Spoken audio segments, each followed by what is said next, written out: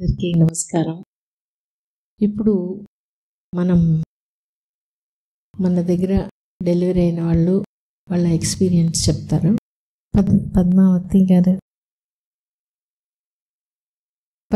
గారు ఇంతకుముందు కూడా వీడియోస్ చేస్తున్నారు. ఫస్ట్ డెలివరీ కూడా అయింది. ఇప్పుడు సెకండ్ డెలివరీ కోసం వచ్చినారు.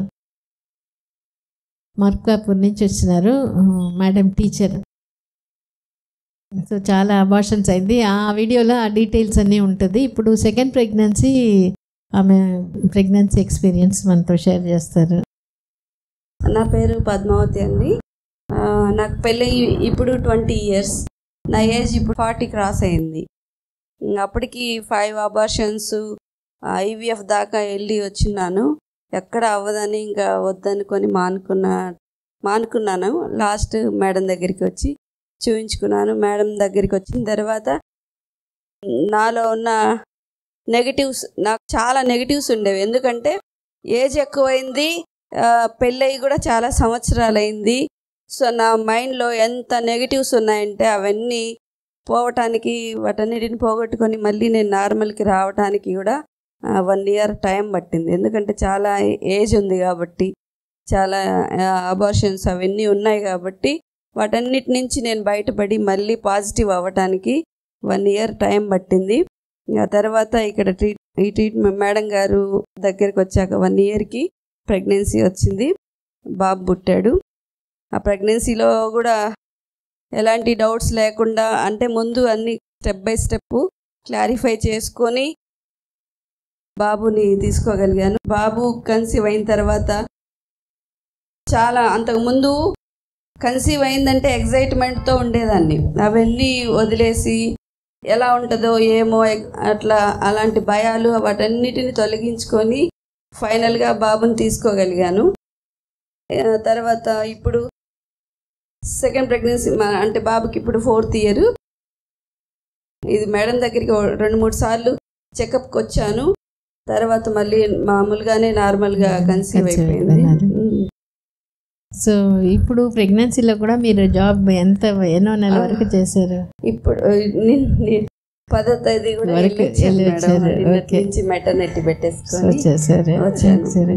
సో డాక్టర్ బేబీ ఎట్లా చేశారు? ఫస్ట్ బాబుకి ఏం చూస్తున్నారు? ఫస్ట్ బాబులో నేను మెయిన్ హెల్త్ గురించి చెప్పుకున్నాను. తర్వాత గుడ్ క్వాలిటీస్ చెప్పుకున్నాను. గ్రాస్పింగ్ పవర్ బాగుండాలని చెప్పుకున్నాను. బాబు గ్రాస్పింగ్ పవర్ చాలా బాగుంటది మేడం. ఒకసారి చూసారంటే అట్లే ఎన్ని రోజులైనా అది మర్చిపోడు. మిమ్మల్ని వాడికి 1.5 నెలప్పుడు వచ్చాము. ఇంకా వాడిని ఎప్పుడు తీసుకురాలేదు ఇక్కడికి. ఇప్పుడు మిమ్మల్ని చూసి వాడు, అంటే వీడియోస్ ఎప్పుడైనా చూస్తుంటా కదా, మిమ్మల్ని చూసి మీ డాక్టర్ అక్కడ ఉన్నారని చెప్తున్నాడు. అట్లా చెప్తున్నాడు.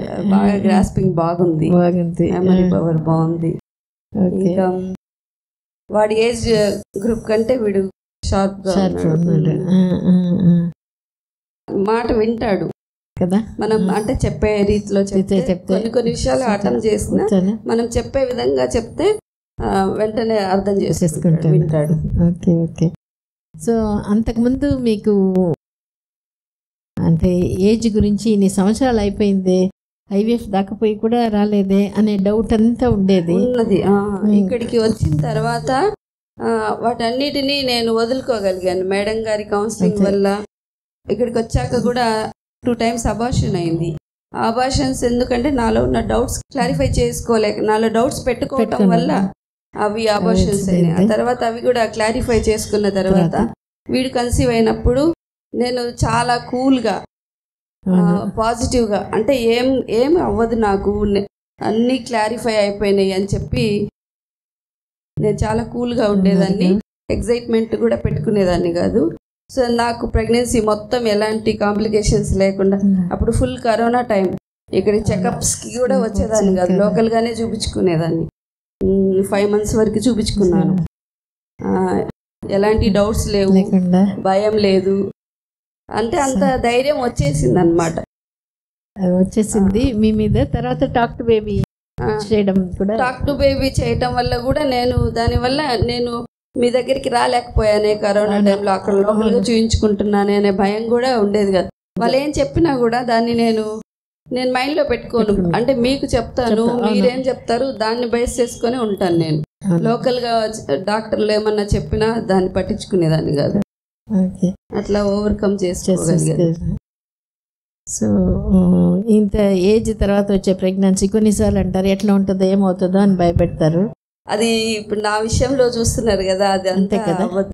కానీ మనం ఎంత కాన్ఫిడెన్స్ గా ఉంటాము ఒకటి అది. తర్వాత మనం ఎలాగో మేడం గారు ఎగ్ క్వాలిటీకి సంబంధించి, స్పెమ్ క్వాలిటీకి సంబంధించి ఎలాగో మెడిసిన్స్ పెడతారు, డైట్ చెప్తారు.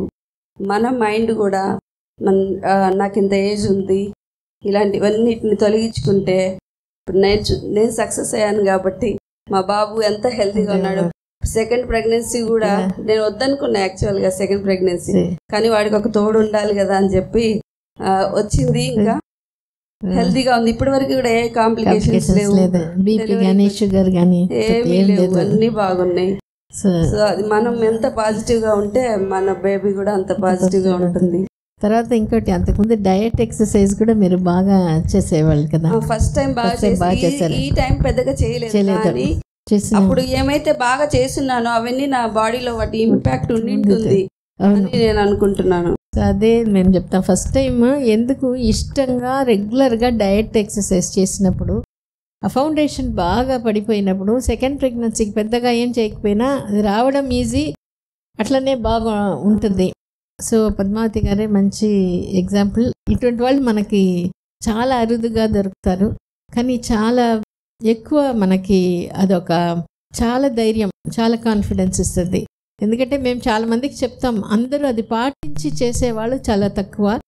సో అది పాటించి ప్రూవ్ చేసేది.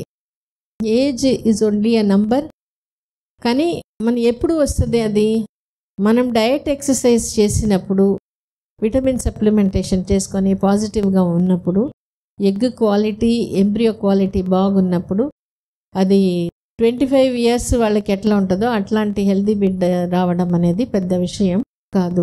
మనం డయట్ ఎక్సర్సైజ్ సరిగా చేయకుండా, సప్లిమెంట్స్ సరిగా తీసుకోకుండా డౌట్ పెడుతూ ఉంటే మనం ఏజ్ వల్ల వచ్చే చేంజెస్ ఆ ఎంబ్రియోలో, ఆ బేబీలో మనం చూస్తూ ఉంటాము.